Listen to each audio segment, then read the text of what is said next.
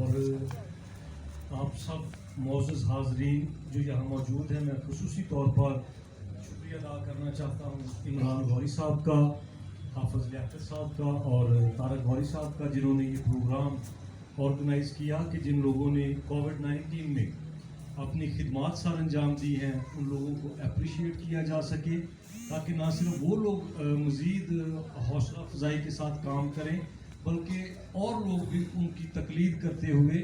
اس کام میں آگے بڑھیں اور خدمت کے اس عمل کو، اس جذبے کو اور آگے بڑھائیں۔ آج میرے لیے خوشی کی ایک اور بات ہے کہ یہاں سارے شرکا میں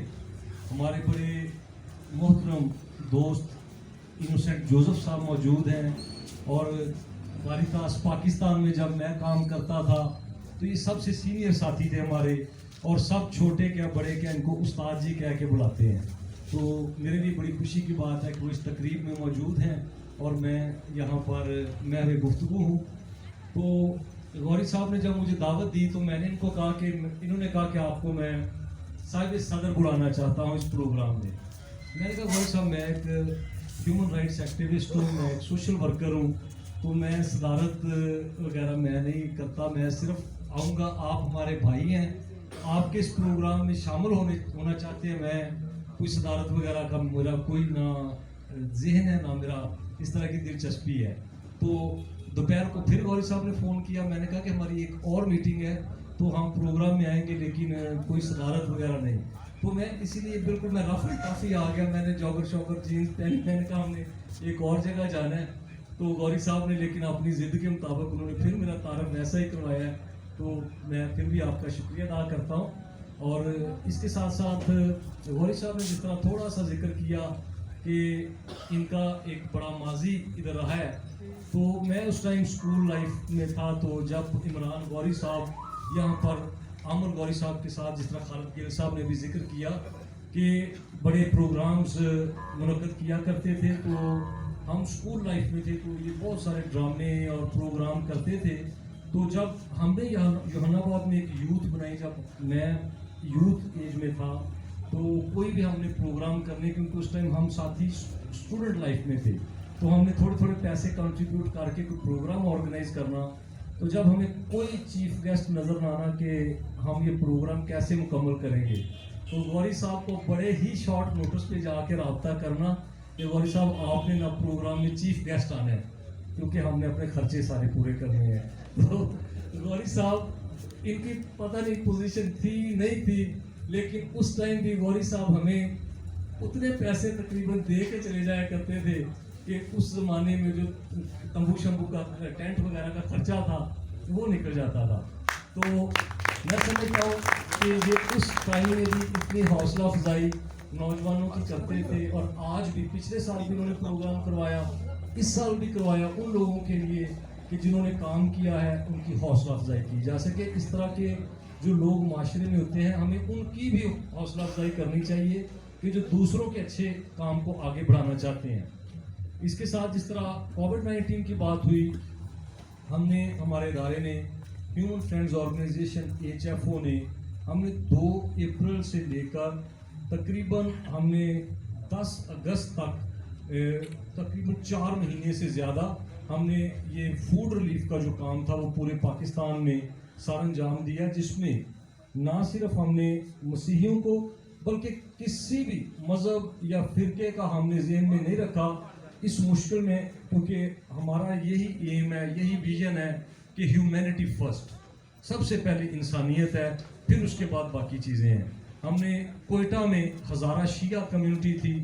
ان کو ہم نے راشن پہنچایا، سندھ میں ہندو مسلم کرسچن، پشاور اور مردان میں ہندوؤں کو بھی کرسچنز کو بھی سکھوں کو، پنجاب میں ہم نے مختلف جگہوں پہ کام کیا جہاں پہ رحیم یار خان، ملتان، لاہور، فیصل آباد، ننکانہ صاحب، جہاں پہ بالکل بلا تفریق ہم نے ان لوگوں تک پہنچے کہ جن کو ضرورت تھی، اور علماء کرام نے بھی ہمارا بڑا ساتھ دیا۔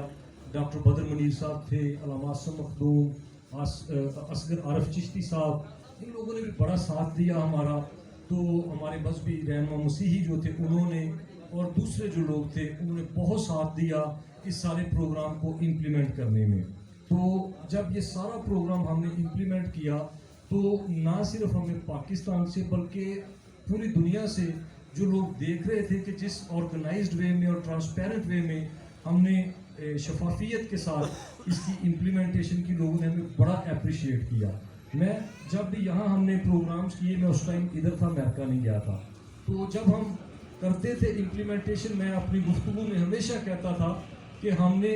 یہ جو پیکیج کوئی 10,000 کا یا 12,000 کا ہماری آرگنائزیشن اس ٹائم کر رہی تھی، تو ہم معظم جنرل سٹور سے وہ پرچیز کرتے تھے. تو میں لوگوں کو یہ کہتا تھا کہ ہم چاہتے ہیں کہ لوگوں کے جو ذہنوں میں ہے کہ شاید جو لوگ یا جو ادارے، جو آرگنائزیشنز کام کرتی ہیں، شاید وہ پیسے کھانے کے لیے کام کرتے ہیں. میں نے کہا میں ادھر بھی آپ سب کو بتانا چاہتا ہوں کہ امپلیمنٹیشن بڑی شفافیت سے کی. معظم سٹور سے ہم نے خریدا ہے، چیک کے ذریعے ہم پیمنٹ کرتے ہیں. تو پتہ ہونا چاہیے کہ سارے ادارے، میں نے کہا تھا سارے اچھے ہیں یا سارے برے ہیں، لیکن جو ادارے کام کر رہے ہیں جذبے سے، نیت سے، وہ بھی پاکستان میں موجود ہیں جو بہت اچھا کام کر رہے ہیں. اور کچھ ادارے نہیں بھی کر رہے، لیکن ہم سب کو ایک نگاہ سے نہ دیکھیں بلکہ ان کی حوصلہ افزائی کریں. جس طرح آج رائزنگ سٹار پہ وہ جس نے بھی کام کیا ہے، راجہ واٹر صاحب بھی بیٹھے ہیں، باقی ساتھی بھی ہیں، انہوں نے بہت خدمات سر انجام دیا. ہم ہر شخص کو اپریشیٹ کرنا چاہتے ہیں جس نے بھی یہاں خدمات سر انجام دیا. جو لوگ بڑی مشکل میں تھے ان کی ہیلپ کی ہے. ہمارے پاس ابھی سہیل احمد رضا صاحب جو منہاج القرآن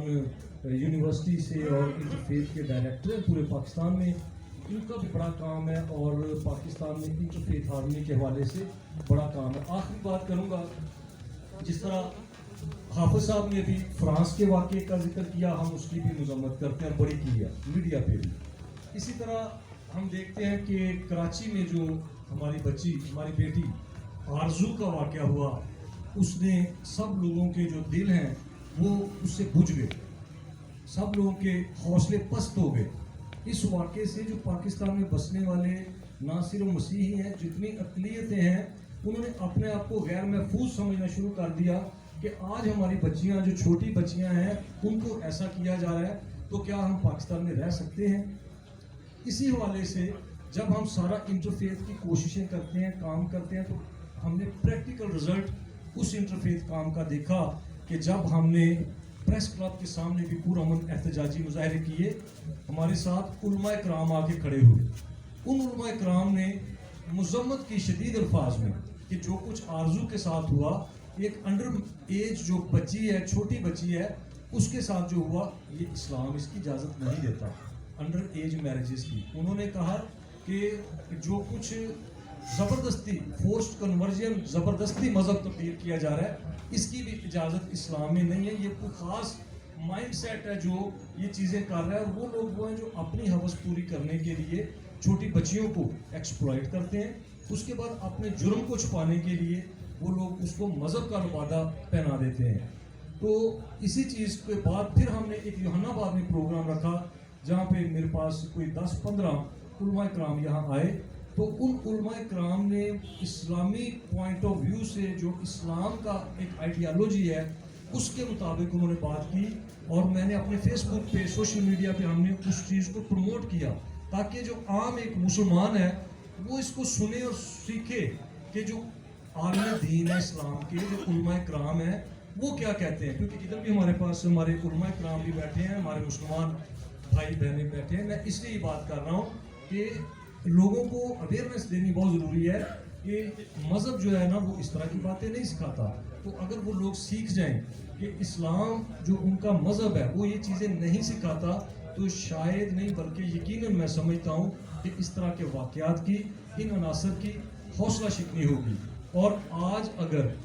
انڈر ایج میرجز ان پہ پابندی لگتی ہے، قانون سازی ہوتی ہے، اس سے صرف ہمارے جو گھر ہیں نا مسیحیوں کے یا ہندوؤں کے یا اقلیتوں کے، وہ نہیں بلکہ مسلمانوں کے گھر بھی محفوظ ہوں گے. کیونکہ انڈر ایج بچیوں کے ساتھ زیادتیاں اور سب کچھ مسلمان فیملیوں میں بھی ہو رہا ہے. تو اس لیے یہ سب بچیوں کا تحفظ ہے. علماء کرام بھی اس میں شامل ہو اور ان چیزوں کو روکنے میں اپنا کردار ادا کرے. کیونکہ آج اگر یہ آگ مسیحیوں یا اقلیتوں تک ہے، کل دوسروں دور میں بھی جا سکتی ہے. سب اس کو روکیں. اور آخر میں ایک دفعہ پھر میں تمام منتظمین کو ایک دفعہ پھر شکریہ بھی ادا کرتا ہوں، مبارکباد بھی دیتا ہوں، اور آپ سب کو بھی مبارک ہو جو ان ساتھیوں کے ساتھ شامل ہیں اور اچھے کاموں میں پیش ہیں. بہت شکریہ.